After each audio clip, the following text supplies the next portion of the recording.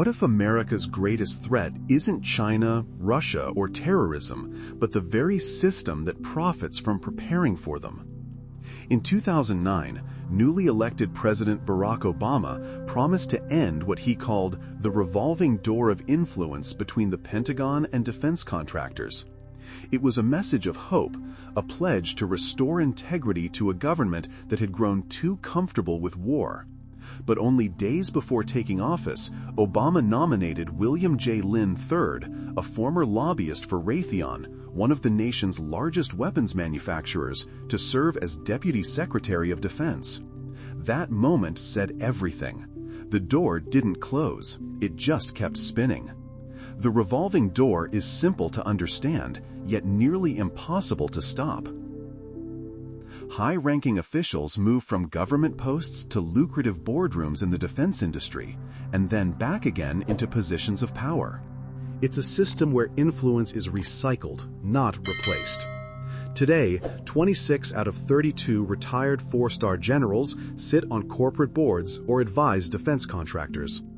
Their insider knowledge, their networks, their reputations all become assets traded in a market where war is the ultimate commodity. Decades ago, Presidents Harry Truman and Dwight Eisenhower warned of this danger. Eisenhower, himself a five-star general, named it plainly, the military-industrial complex.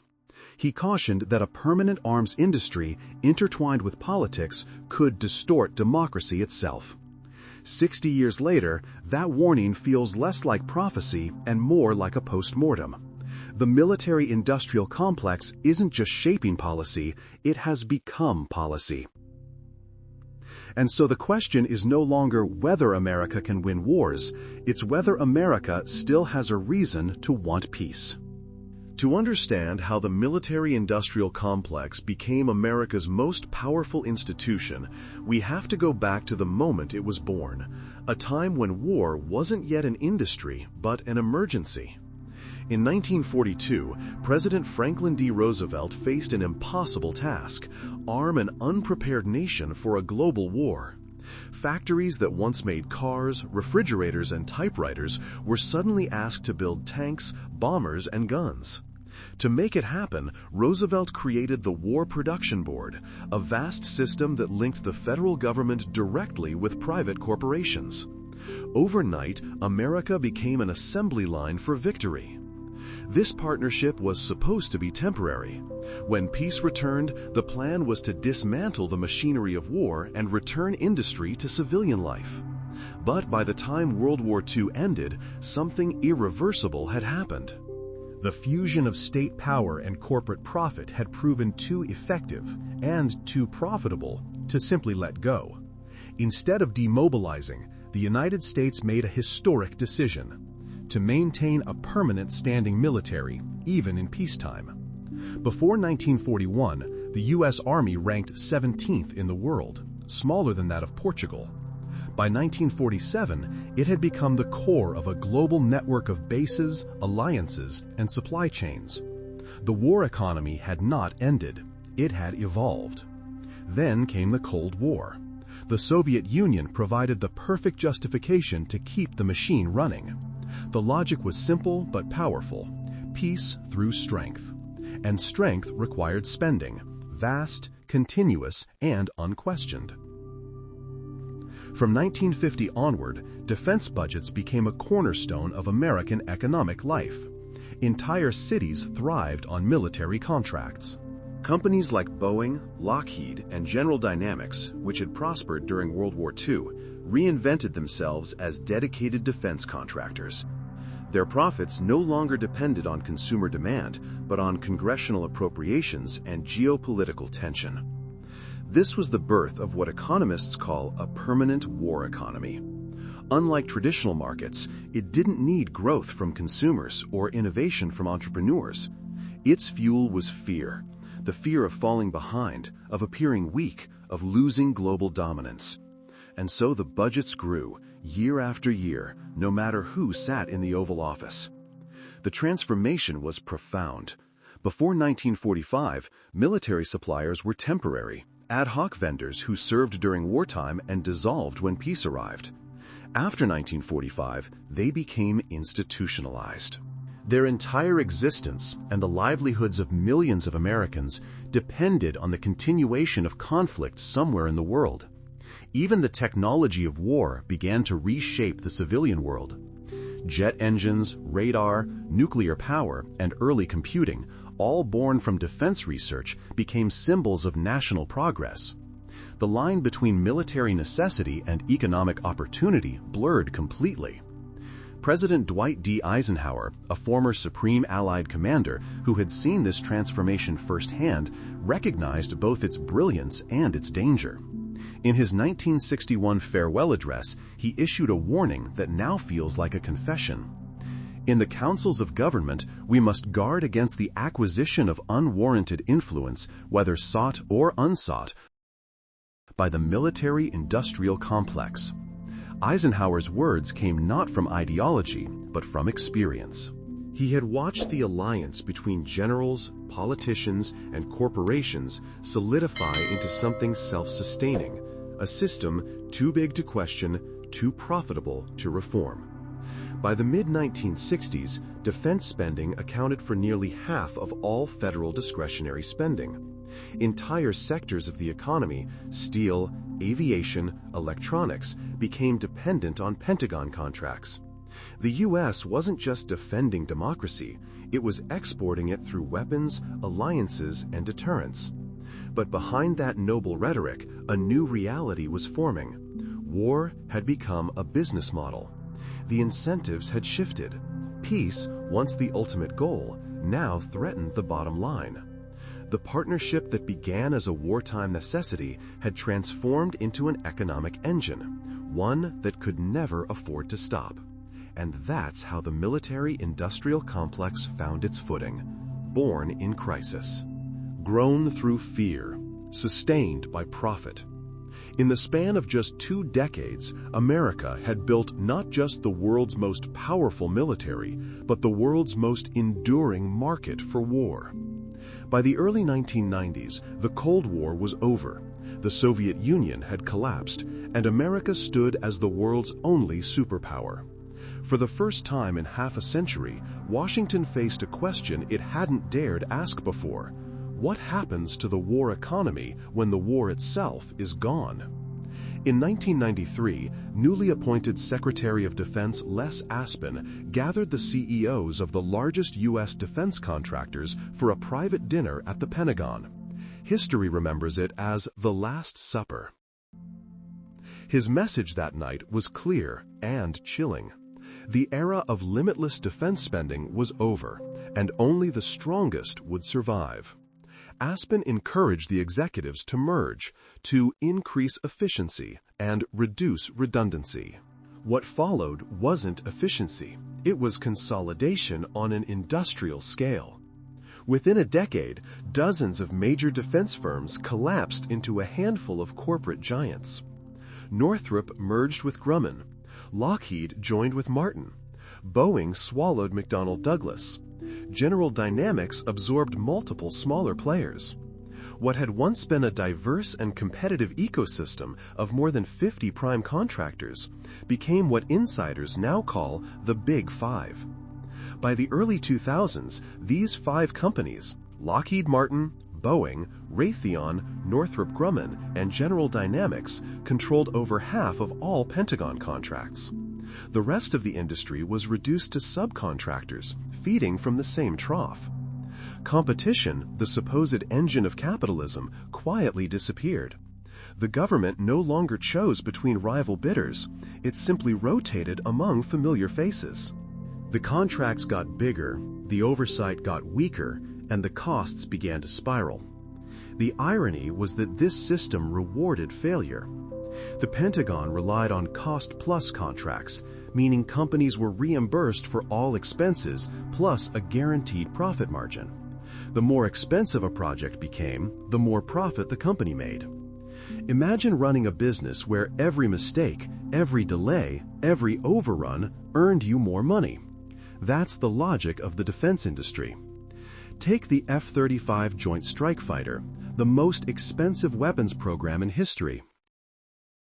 Initially projected at $200 billion, it has ballooned to an estimated $1.7 trillion over its lifetime, enough to fund universal health care in America for several years. Yet the program continues because it's too big to fail. Too many jobs, too many districts, too many investors depend on it. Or the VH-71 presidential helicopter, originally budgeted at $6 billion, costs doubled to $13 billion before the program was quietly canceled after billions had already been spent. The system never punished waste, it monetized it. Inside corporate boardrooms, this wasn't seen as corruption, it was strategy. Higher costs meant higher revenue. Delays meant new contracts. Complexity became an asset. A project that took longer, involved more subcontractors, and required endless redesigns was a steady stream of guaranteed income. As one former Pentagon official put it, there's no incentive to build the best weapon, only the most profitable one. This merger of money and policy reshaped Washington. The defense giants didn't just build weapons, they built influence. Each company distributed contracts strategically across congressional districts, ensuring that every major weapons program created jobs in dozens of states. That way, no senator or representative could ever afford to oppose them.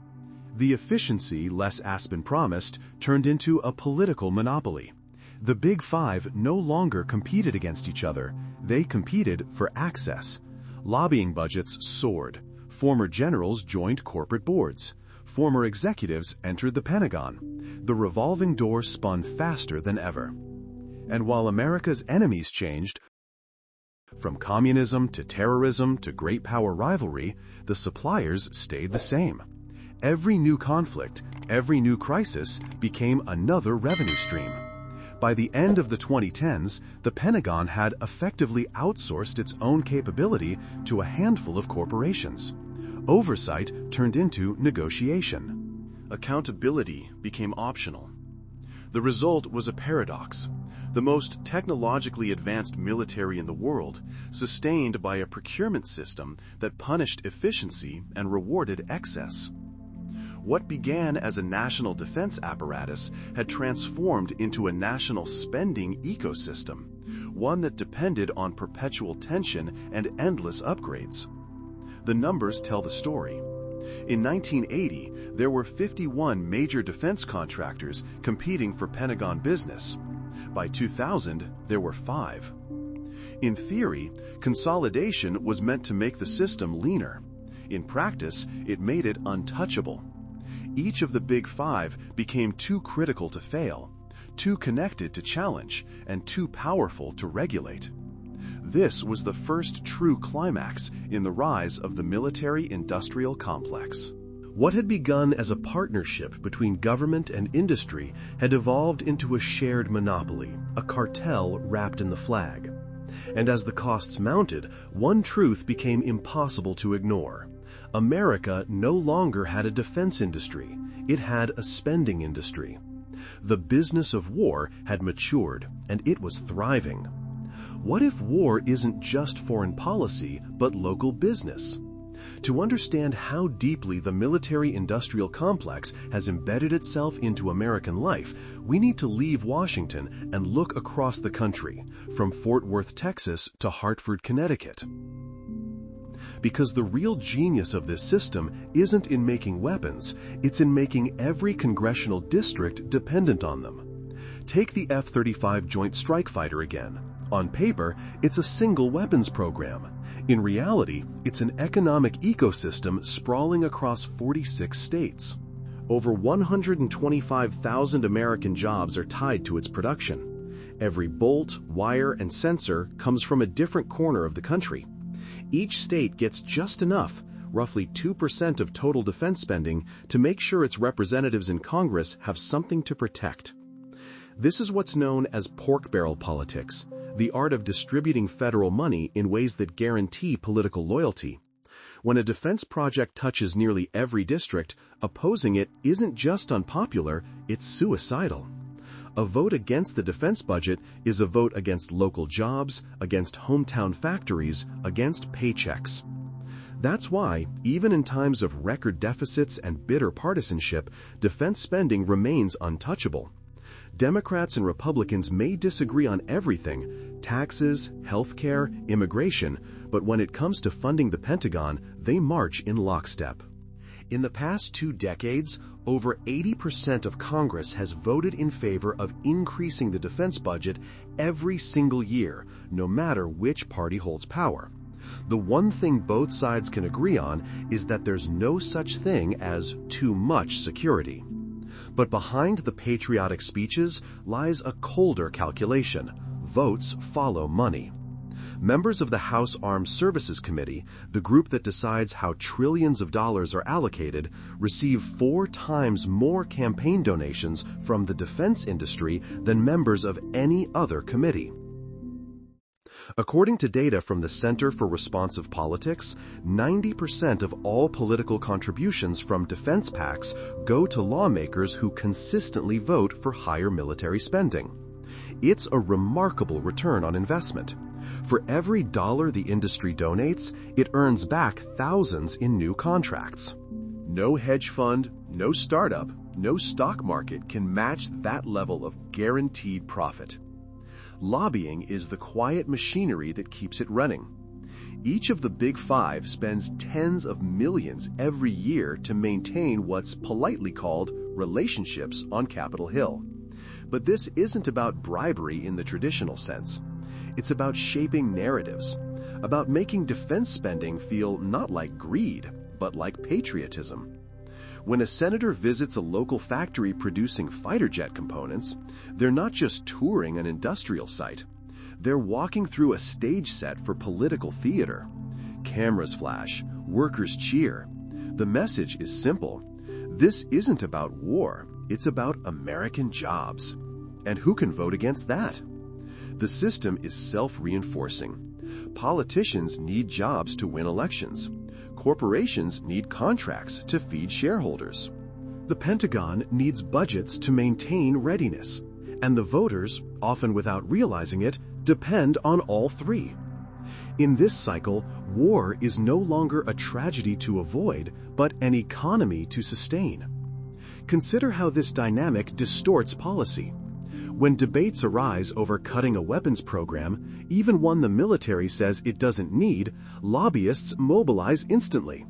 Ads appear warning that cuts to defense mean lost jobs and weaker security. Community leaders are pressured to defend local contracts. Governors call the White House. Senators issue statements. The narrative flips from wasteful spending to national strength. And in the end, the money flows again, often in larger amounts than before. It's no coincidence that the most stable bipartisan consensus in modern American politics is the annual approval of the National Defense Authorization Act, a bill that routinely exceeds $800 billion. Every year, it passes with overwhelming majorities. Every year, the cycle repeats. Even when the Pentagon fails audits, loses track of billions, or admits to cost overruns, Congress still rewards it. Accountability becomes optional when everyone benefits from the lack of it. This is where democracy bends under the weight of its own incentives. A government of the people, by the people, and for the people, quietly replaced by a government of contracts, by contractors, and for contractors. The beauty and the danger of the military-industrial complex is that it doesn't need to corrupt democracy outright. It just needs to align its interests with those of democracy's caretakers. When war spending means jobs, when contracts mean votes, and when lobbying means economic development, the line between governance and business disappears. By the time a new congressman takes office, the choice is already made for them. Vote for defense or vote yourself out of a career. So the wars continue. The budgets rise, and both parties find unity, not in peace, not in reform, but in procurement. In a nation divided by everything, there remains one sacred consensus. America will always buy more weapons. Because in the end, that's what the military-industrial complex mastered better than any enemy it ever faced: the ability to turn war into the most reliable business in American politics. A democracy where every side can agree on only one thing: spending more on war. If the military-industrial complex had a heartbeat, it would be the revolving door, that invisible mechanism spinning endlessly between government service and corporate profit. Once it was a metaphor. Now it's a production line. The numbers alone tell the story. Nearly 63% of defense lobbyists once worked inside the very government they now seek to influence. And 80% of America's retired four-star generals have taken positions with defense contractors as board members, consultants, or advisors. It's no longer a door you walk through. It's a conveyor belt that carries you from public duty to private wealth, and sometimes right back again. Take William J. Lynn III, for example. He moved from Raytheon to the Department of Defense, then back into industry as CEO of DRS Technologies, a company dependent on Pentagon contracts. His career wasn't an exception. It was a blueprint. Or General David Petraeus, once hailed as the hero of the Iraq War. After leading U.S. Central Command, he didn't retire quietly. He became a partner at KKR, one of the world's largest private equity firms, investing in defense, cybersecurity, and surveillance technologies. The transition was seamless, from commanding armies to commanding capital. And then there's Lloyd Austin, a former four-star general and commander of U.S. Central Command. After retiring, he joined the board of directors at Raytheon Technologies, one of the Pentagon's largest contractors. A few years later, he was confirmed as Secretary of Defense, now overseeing billions in contracts to the very companies that had once paid him. It's a closed circuit of influence, where today's regulators are tomorrow's executives, and yesterday's executives become tomorrow's policymakers. Each role feeds the next. Each connection strengthens the cycle, and the system learns to protect itself. Between 2019 and 2023 alone, more than 50 former senior officials from the Pentagon, CIA, and National Security Council joined private equity and venture capital firms focused on defense technology. They use their insider knowledge to identify emerging markets, AI warfare, autonomous drones, cyber defense, and position capital before the next wave of government funding hits. To them, policy isn't an obstacle, it's a forecast. They don't wait for the Pentagon to decide what to buy, they help shape those decisions in advance. Inside this ecosystem, loyalty is quietly rewarded. Speak out against the system, and you disappear from the invitation lists, the contracts, the conference stages. Play along, and there's always a seat waiting, on a corporate board, in a think tank, or in a high-paying advisory role. As one anonymous defense official once admitted, if you stay quiet, you'll end up rich. If you speak up, you'll end up unemployed. The revolving door was once criticized as corruption. Today, it's described as experience. Officials who move into industry are praised for their expertise. Executives who return to government are called public servants. And through that polite language, accountability vanishes. The result is a government that doesn't just collaborate with industry, it absorbs it. The same people who design military strategy also decide which companies profit from it. The same individuals who negotiate contracts later sign them from the other side of the table. This is what makes the system self-sustaining. Every player has an incentive to keep it running. Corporations want contracts. Politicians want campaign donations and jobs for their districts. Officials want future careers in the private sector. Investors want predictable returns. Together, they form a loop of mutual dependency, a machine that runs on taxpayer money and political ambition. And unlike the wars it funds, this machine never ends. There's no peace dividend when the architects of war become its shareholders. There's no conflict of interest when conflict itself is the interest. The deeper you look, the clearer it becomes. The military-industrial complex no longer merely influences policy, it is policy. It defines what threats look like, which technologies deserve funding, which wars are necessary, and which enemies are profitable. When a retired general sits on a board and advises the Pentagon on national security priorities, it's not strategy, it's sales. When a defense secretary signs a multi-billion-dollar deal with a company that once paid him consulting fees, it's not coincidence, it's continuity. This is the quiet evolution of power, from elected oversight to embedded influence, from temporary service to permanent alignment. Once, the revolving door was an image of movement, people coming and going. Now, it's more like a conveyor belt, humming steadily, greased by taxpayer dollars and soldiers' blood, carrying everyone in the same direction, upward, forward, and never out. Because in this system, no one ever truly leaves. They just change desks. Why does the military-industrial complex still exist and even thrive decades after it was first exposed? Why does a system so openly wasteful, so morally ambiguous, continue to expand under both Democrats and Republicans alike? The uncomfortable answer is this: because it works. Not in the moral sense, but in the economic and political one. It sustains jobs, stabilizes markets, and projects power. It's the closest thing America has to a permanent industrial policy, one that doesn't depend on voters, innovation, or exports, but on the constant hum of defense spending. Unlike past wars, modern conflicts don't require sacrifice. There are no war bonds, no rationing, no tax surcharges. America can simply print money, borrow in its own currency, the US dollar, and finance an empire without ever asking its citizens to pay the bill directly. Debt becomes invisible.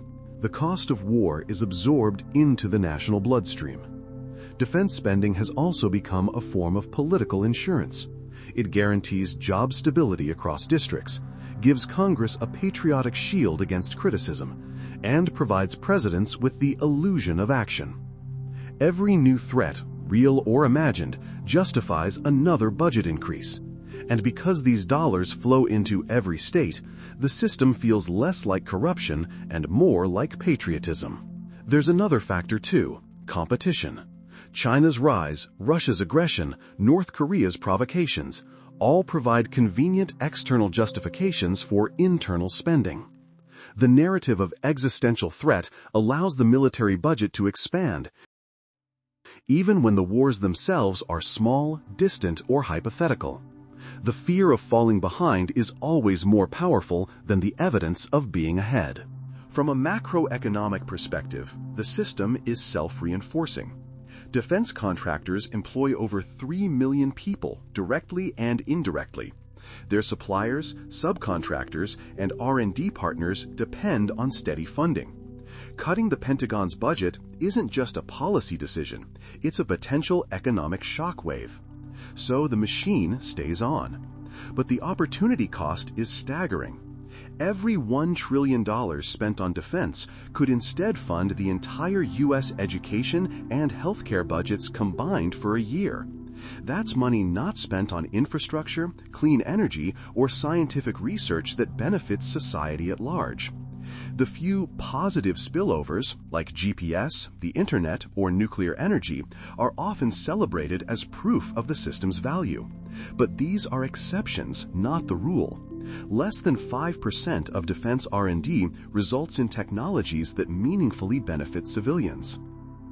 The rest remains locked inside classified systems and closed markets, designed not to innovate freely, but to protect contracts and control. Defenders of the system argue that the problem isn't military spending itself, but the lack of transparency and accountability that surrounds it. They point to models abroad. Israel, for instance, where military innovation is tightly integrated with civilian tech development, or certain NATO countries in Europe, where strict offset requirements ensure local economic benefits and civilian oversight.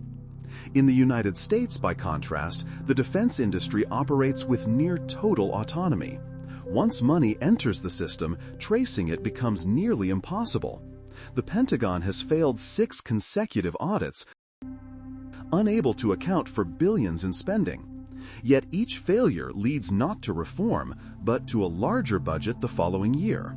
It's as if efficiency itself were the enemy.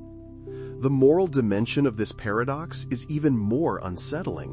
When profit becomes the standard of success, war becomes a business metric. Success isn't measured in peace achieved or lives saved, but in contracts signed and shares rising.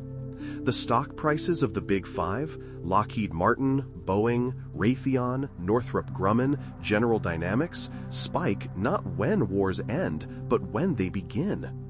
This is the moment where ethics and economics collide. The same system that produces fighter jets and missiles also produces the illusion that strength equals virtue, that the pursuit of profit in the name of security is inherently noble.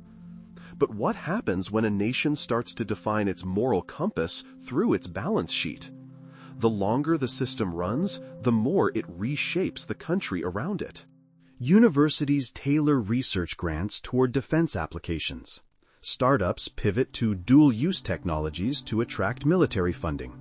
The brightest engineers work not on curing disease or solving climate change, but on optimizing drone warfare and missile guidance. The military-industrial complex doesn't just consume money, it consumes imagination, the belief that human progress can exist without conflict. And yet, reform seems almost impossible. Every attempt to scale back is met with the same refrain: now is not the time. There is always another threat, another justification, another election cycle. So the machine continues to hum, not because it's efficient, but because it's indispensable to the illusion of control.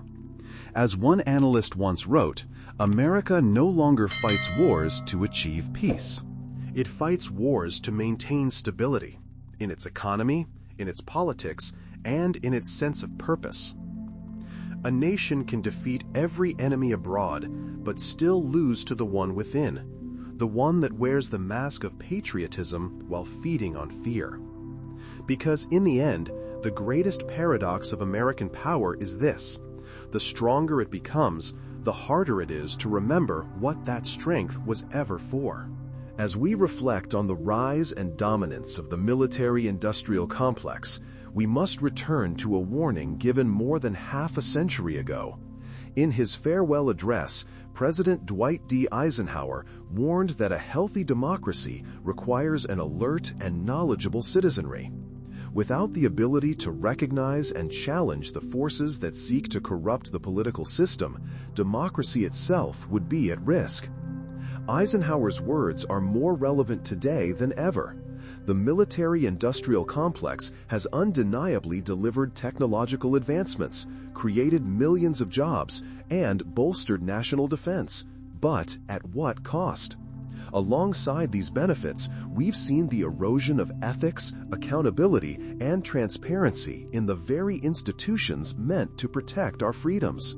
The challenge before us is not just military spending, but the unchecked power of an industry that has come to shape policy and influence elections, an industry that continues to thrive on the belief that endless war is necessary for peace.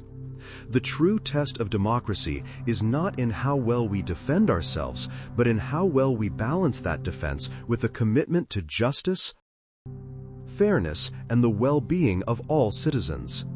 It is time to redefine national security. National security should no longer be measured solely by military might.